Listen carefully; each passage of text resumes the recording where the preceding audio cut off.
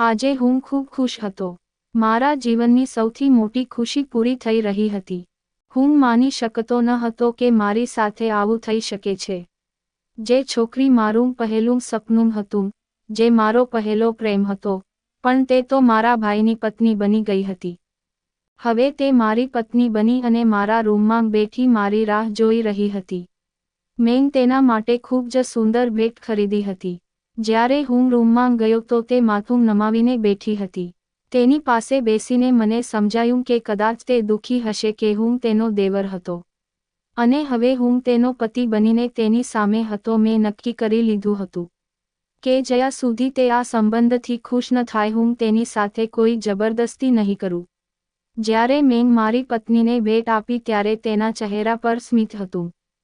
આ જોઈને મેં અનુમાન લગાવ્યું કે કદાચ તે લગ્નથી ખુશ છે, અને હવે તે મારી સામે શરમાઈને બેઠી હતી. હું તેની દરેક હરકતોથી મોહિત થઈ રહ્યો હતો, અને તે રાત મેં ખુશીના દરિયામાં ડૂબીને પસાર કર્યો હતી. હું તે દિવસે એવી રાહત અનુભવી રહ્યો હતો જે મેં પહેલાં ક્યારેય અનુભવી ન હતી. જાણે મને નવું જીવન મળ્યું હતું. મને ખુશ જોઈને મારા માતા પિતા ખુશ થઈ ગયા, પરંતુ જ્યારે તેઓ મારા ભાઈને યાદ કરવા લાગ્યા, ત્યારે તેઓ ફરીથી રડવા લાગ્યા. ભાઈ મારા માતા પિતાનો જીવ હતો. તે એટલો સારો હતો કે બધા તેને પ્રેમ કરતા હતા. અમે તેમનો પરિવાર હતો. તેમના વિના અમે કેવી રીતે ખુશ રહી શકીએ? મારી પત્ની પણ તેના નામનો ઉલ્લેખ કરતાં ઘણી વાર ઉદાસ થઈ જતી અને પછી હું તેને ગળે લગાડી કહેતો કે મને તે ગમતું નથી કે તું મારી સામે બીજા કોઈ માણસનું નામ લે છે, ભલે તે મારો ભાઈ હોય. જ્યારે હું તારા મોઢામાંથી તેનું નામ સાંભળું છું ત્યારે મને દુઃખ થાય છે.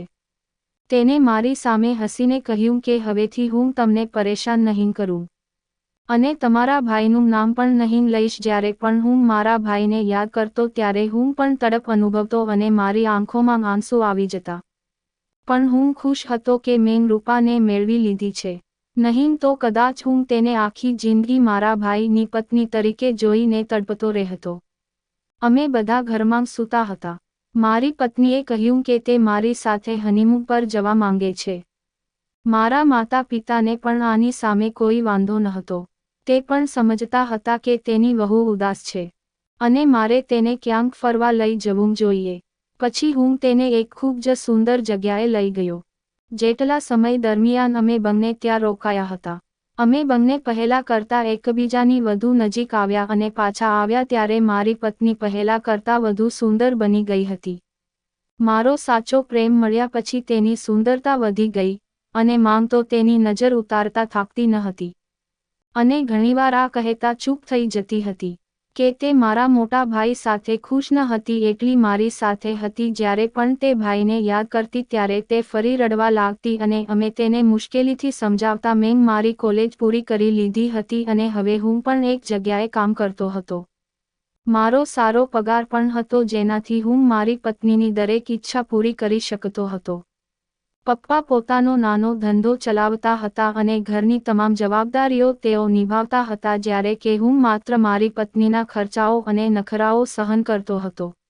તે દિવસે હું મારી પત્ની સાથે રાત્રિભોજન માટે ગયો હતો અને અમે બંનેએ તે દિવસ ખૂબ જ સુંદર શૈલીમાં સાથે વિતાવ્યો હતો. જ્યારે અમે ઘરે પાછા આવ્યા તો એક વિચિત્ર મૌન હતું. મારા માતા પિતાના રૂમમાં પ્રકાશ ઝળહળતો હતો. જ્યારે પણ અમે ક્યાંક બહાર જતા ત્યારે બહારથી પાછા આવ્યા પછી અમે અમારા માતા પિતાના રૂમમાં જતા હતા. આજે પણ જ્યારે અમે તેમના રૂમમાં ગયા હતા તો તે જોઈને અમે બંને આશ્ચર્યચકિત થઈ ગયા. હું મારી આંખો પર વિશ્વાસ કરી શકતો ન હતો. મારી પત્નીની હાલત પણ મારી જેવી હતી. તેની સાથે રૂમમાં ભાઈ બેઠા હતા. માતા પિતા ખૂબ જ પરેશાન દેખાઈ રહ્યા હતા.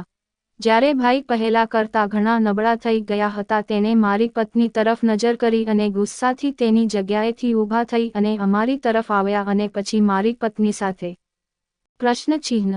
હું કોલેજથી પાછો આવ્યો ત્યારે મારા ભાઈના લગ્નની વાત ચાલી રહી હતી. ભાઈને પણ આજે ઓફિસમાંથી રજા હતી. તે પણ નજીકમાં બેસી અને આ બધી વાતો સાંભળીને હસતા હતા. મેં મારા ભાઈને પણ ચીડવ્યા અને કહ્યું કે આજે તમે બહુ ખુશ હશો, આખરે તમે લગ્ન કરવા જઈ રહ્યા છો. આ સાંભળી ભાઈ શરમાઈ ગયા અને ઊભા થઈ અને ત્યાંથી ચાલ્યા ગયા. તે પછી મારા માતા પિતા એક છોકરીને જોવા ગયા અને મેં જોયું કે મારો ભાઈ તેના ચહેરા પર પરેશાન દેખાવ સાથે હોલમાં બેચેન રીતે ચાલતો હતો. તે ઘડિયાળ તરફ ફરીને જોઈ રહ્યો હતો. મેં કહ્યું, વારંવાર ઘડિયાળ તરફ જોવાથી એ લોકો વહેલા નહીં આવી જાય. આ સાંભળી ભાઈએ કહ્યું કે તું બહુ શરારતી થઈ ગયો છે. માંગને કહી અને તારો બંદોબસ્ત પણ કરાવી દઉં છું. તેને કહું છું તારા માટે પણ છોકરી શોધે. આ સાંભળીને મેં કહ્યું કે અત્યારે મારે ભણવું છે અને મારો કરિયર બનાવવું છે. તે પછી લગ્ન પણ કરીશું. હજુ તો હું આનંદ માણી રહ્યો છું. સાંજે માતા પિતા ઘરે આવ્યા ત્યારે તે ખૂબ ખુશ હતા. તેમને છોકરી ખૂબ જ ગમી ગઈ હતી. મારી માતા એક જ વાત કહેતી હતી કે અમને છોકરી ગમી ગઈ છે. હવે ભગવાન કરે તેને અમારો પુત્ર પસંદ આવી જાય. મારો ભાઈ લાખોમાં એક હતો. દેખાવ તે સામાન્ય હતો અને તેનું કામ ખૂબ જ સારું હતું. આવી સ્થિતિમાં નાનો કોઈ જવાબ ન હતો. પછી જે દિવસે મારા ભાઈના સાસરિયાવાળા આવતા હતા તો મને માં કહેવા લાગી, આજે તું ઘરની બહાર રહેજે. આજે છોકરી અને તેનો પરિવાર તારા ભાઈને જોવા આવી રહ્યો છે. માતાએ જે કહ્યું તેનો અર્થ હું સમજી ગયો, પણ હું કંઈ બોલ્યો નહીં અને ઘરની બહાર નીકળી ગયો. પણ મારા દિલમાં મારી ભાભીને જોવાની ખૂબ ઈચ્છા હતી. પણ મને ખબર હતી કે જો હું ઘરે ગયો તેથી કેટલીક સમસ્યા ઊભી થઈ શકે છે. આ પહેલાં પણ ઘણી વખત એવું બન્યું હતું કે મારા ભાઈને મળવા આવેલા લોકો મને પસંદ કરી ગયા હતા અને સંબંધ આપીને ચાલ્યા ગયા હતા, કારણ કે મારા ભાઈનો રંગ કાળો હતો જ્યારે મારો ખૂબ જ ગોરો હતો અને હું દેખાવમાં ખૂબ જ સુંદર હતો.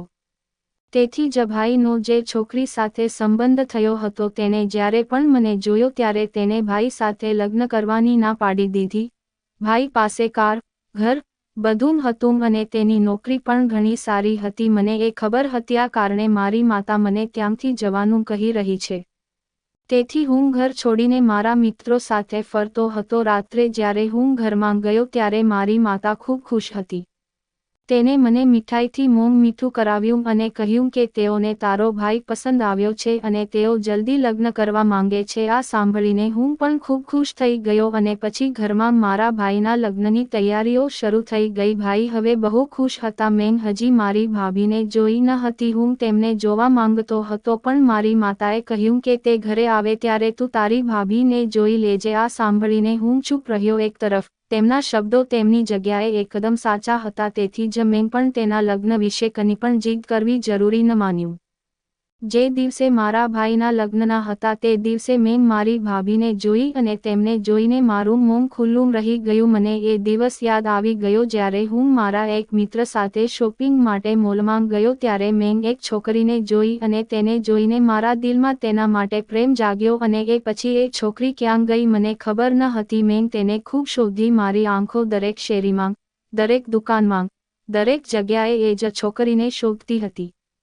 પરંતુ તે પછી હું તેને ક્યારેય મળ્યો નહીં. તેને મારા મન પર કબજો કરી લીધો હોય તેવું લાગતું હતું. હું ઈચ્છવા છતાં પણ તેને ભૂલી શક્યો ન હતો. પછી ધીમે ધીમે આ વાતને 1 વર્ષનો સમય વીતી ગયો અને હું તેને ભૂલી શક્યો ન હતો. એ છોકરીનો ચહેરો મારી નજર સામે આવતો હતો અને પછી હું આજે એ છોકરીને જોઈ રહ્યો હતો અને એને જોઈને મને ખ્યાલ આવી રહ્યો હતો કે હું કેવો કમનસીબ માણસ છું. મારી જિંદગીમાં પહેલીવાર મને એક છોકરી ગમી અને એ છોકરીના મારા બદલે મારા ભાઈ સાથે લગ્ન થયા. આ વાત હું કોઈ પણ રીતે સહન કરી શકતો ન હતો. એ રાતે હું રૂમમાં બેચેની સાથે ફરતો રહ્યો. મારી આંખોમાં વારંવાર આંસુ આવી રહ્યા હતા અને હું આ વિચારી રહ્યો હતો કે એ છોકરીના મારા ભાઈને બદલે મારી સાથે લગ્ન થયા હોત તો હું મારા જીવનમાં કેટલો ખુશ હોત. પણ હવે મને લાગ્યું કે મારું આખું જીવન આ ઉદાસીમાં પસાર થવાનું છે અને મારા માટે મારી સ્થિતિ છુપાવવી ખૂબ મુશ્કેલ બની રહી છે. બીજા દિવસે હું જાગ્યો ત્યારે ભાભી નોર્મલ હતા, પણ ભાઈના ચહેરા પર ખુશી હતી. એવું લાગતું હતું કે ભાઈને ભાભી સાથે કોઈ વાંધો નથી, પરંતુ હું જાણતો હતો કે હું કદાચ ક્યારેય તેની સામે બેસી શકીશ નહીં, કારણ કે તેની સામે જોઈને હું બેચેની અનુભવવા લાગતો. તે જયા હોતી. હું ત્યાંથી ઊભો થઈ અને ચાલ્યો જતો. એટલા માટે મેં પરિવારના તમામ સભ્યો સાથે ખાવા પીવાનું બંધ કરી દીધું હતું અને આ વાત બધાએ નોટિસ કરી હતી. અને એક દિવસ મારી માતા પૂછવા લાગી કે તું ભાભી સાથે વાત કેમ નથી કરતો? આ બહુ ખોટી વાત છે. તે તારા ભાઈની પત્ની છે, તારે તેની સાથે આવું વર્તન ન કરવું જોઈએ. મેં માંગને કહ્યું કે આગળ હું આ વાતની ધ્યાન રાખીશ, પણ હું જાણતો હતો કે હું ક્યારેય તેની સામે બેસી શકીશ નહીં, કારણ કે તેને જોઈ મને અહેસાસ થતો હતો કે મેં તેને ખોઈ દીધી છે. આ જ કારણ હતું કે હું તેની પાસે વધુ રહેતો ન હતો. હું જાણી જોઈ ઘરે મોડો આવતો અને દરેક પોતપોતાના રૂમમાં જમી અને ચાલ્યા ગયા હોતા. તેથી જ મારી માતા મને મારા રૂમમાં જ ભોજન આપતી હતી.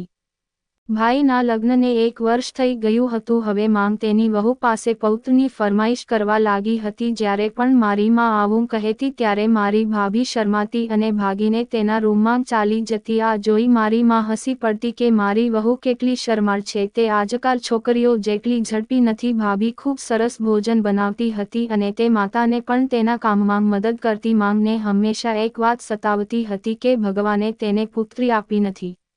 જો તેની પુત્રી હોત તો તેને ઘરના કામમાં મદદ કરત, અને હવે તો ભાભી આવી ગયા હતા, તેથી માંગની તે ઉદાસી પણ દૂર થઈ ગઈ હતી.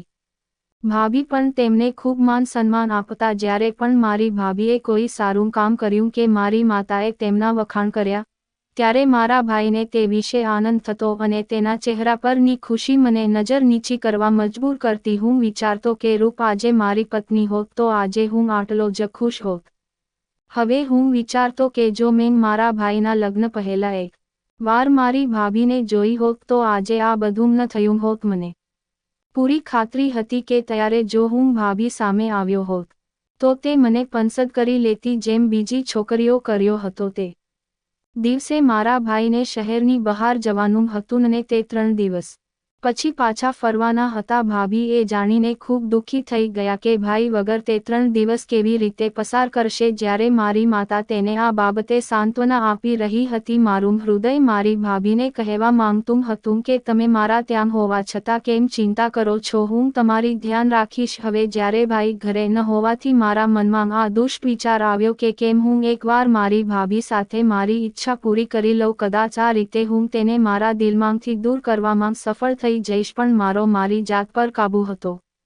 કદાચ એટલે જ હું ફરી આ હદે ગયો ન હતો. ભાઈને 3 દિવસ પછી પાછા આવવાનું હતું અને ભાભી તે દિવસે પરેશાન હતા. કહેવા લાગ્યા 3 દિવસોથી કબીરે મને ફોન કર્યો નથી અને હું જ્યારે પણ ફોન કરું છું ત્યારે નંબર સ્વિચ ઓફ હોય છે. તે ખૂબ જ પરેશાન થઈ રહી હતી.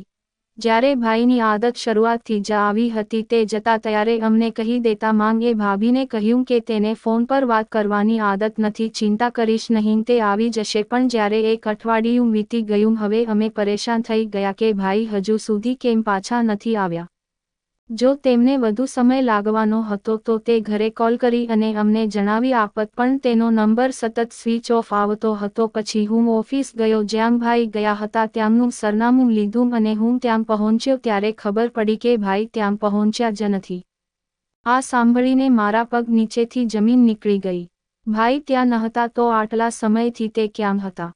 ઘરમાં દરેક તેમના માટે ખૂબ પરેશાન હતા. મને ચિંતા હતી કે તે ક્યાં છે, તે કોઈ મુશ્કેલીમાં છે, કારણ કે તેનો આવો સ્વભાવ બિલકુલ નહોતો અને તે બિલકુલ બેદરકાર નહોતા, અને આ કારણે હું પણ મૂંઝવણમાં રહી ગયો. અને પછી મને ઘરેથી વારંવાર ફોન આવવા લાગ્યા, ક્યારેક ભાભીની તો ક્યારેક માં, અને હું તેમને દિલાસો આપતો રહ્યો કે ભાઈ જલ્દી મળશે, પરંતુ પોલીસ પણ આ મામલે કંઈ કરી શકી નહીં. પછી જ્યારે હું મારા શહેરમાં પાછો આવ્યો ત્યારે અમારા શહેરના દરેક અખબારમાં મારા ભાઈના ગુમ થવાના સમાચાર છપાવ્યા, પણ ભાઈના ક્યાંયથી કોઈ સમાચાર મળ્યા ન હતા. ભાભી અને માં ખરાબ રીતે રડી રહ્યા હતા. માતાની હાલત ખરાબ હતી અને હું બંનેને આશ્વાસન આપતો હતો. પપ્પા પણ અલગ હાલતમાં હતા. થોડા જ સમયમાં 3 વર્ષ વીતી ગયા. મારા ભાઈના કોઈ સમાચાર ન હતા. મને અફસોસ થઈ રહ્યો હતો કે મેં મારા ભાઈની ખુશીને નજર તો લગાવી દીધી નથી ને.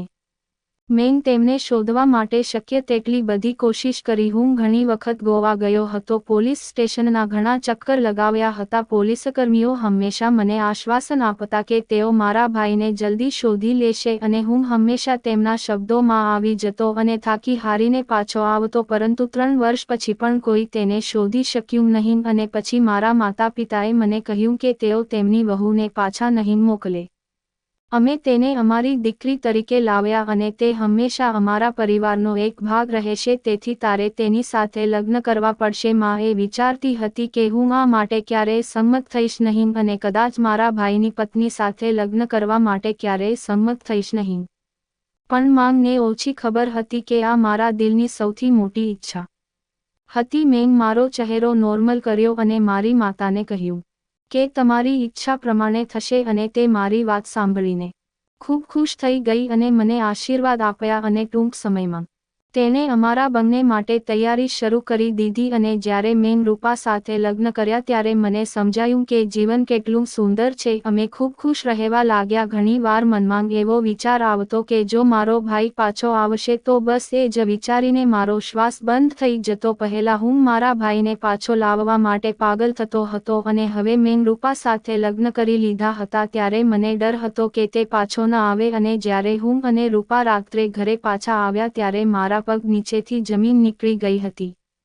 મને પહેલો વિચાર એ આવ્યો કે કદાચ તે રૂપાને મારી પાસેથી છીનવી લેશે અને આ વિચાર આવતાં જ જાણે કોઈએ મારું હૃદય પોતાની મુઠ્ઠીમાં લઈ લીધું હોય અને મેં રૂપાનો હાથ મજબૂતીથી પકડી લીધી. પછી તેણે રૂપાને બંને હાથ વડે પકડી રાખી હતી અને તેને કહેવાનું શરૂ કર્યું તો પછી તેમ આ બધું શા માટે કર્યું? મારી સાથે આવું કેમ કર્યું? મને મારા પરિવારથી દૂર લઈ ગઈ. ભાઈની વાત સાંભળીને અમે બધા ચોંકી ગયા અને પરેશાન થયા. હું સમજી શક્યો નહીં કે શું થઈ રહ્યું છે અને પછી મારી માતાએ વાત કરવાનું શરૂ કર્યું. કબીર, તું ખોટો તેના પર ગુસ્સે થઈ રહ્યો છે.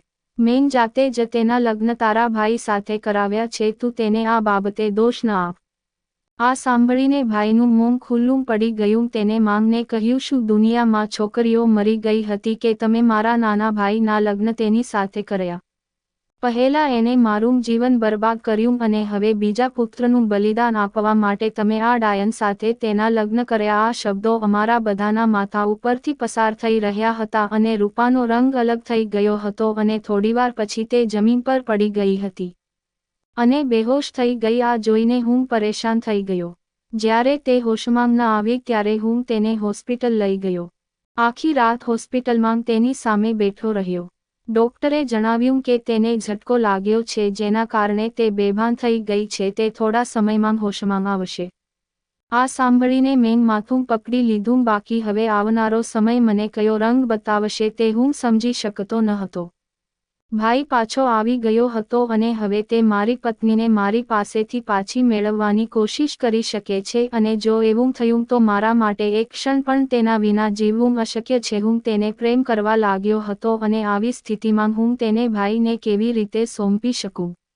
મારી પત્નીને જ્યારે ભાન આવ્યું ત્યારે તે તરત જ ઊભી થઈ અને પોતાની જગ્યાએ બેસી ગઈ. તે ખૂબ જ ડરી ગઈ હતી અને ખરાબ રીતે રડી રહી હતી.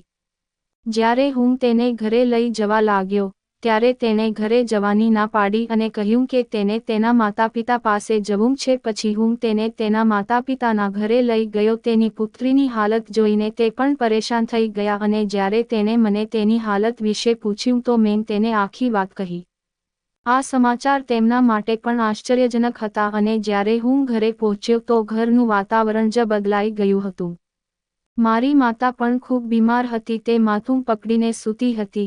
પિતા પરેશાન હતા અને ભાઈની હાલત પણ ખરાબ હતી. તેને મારી સામે જોયું. હું સમજી ગયો હતો કે તે મને શું કહેવા માંગે છે અને હવે હું તેનો સામનો કરવા માટે મારી જાતને તૈયાર કરી રહ્યો હતો. વિચાર્યું, જો તેઓ મને મારી પત્નીને છૂટાછેડા આપવાનું કહ્યું તો હું સ્પષ્ટ ના પાડીશ. હું તેને કહીશ કે હું તેને ખૂબ પ્રેમ કરું છું. હું તેને છોડી શકતો નથી. ભાઈએ કહ્યું, તારી પત્ની ક્યાં છે?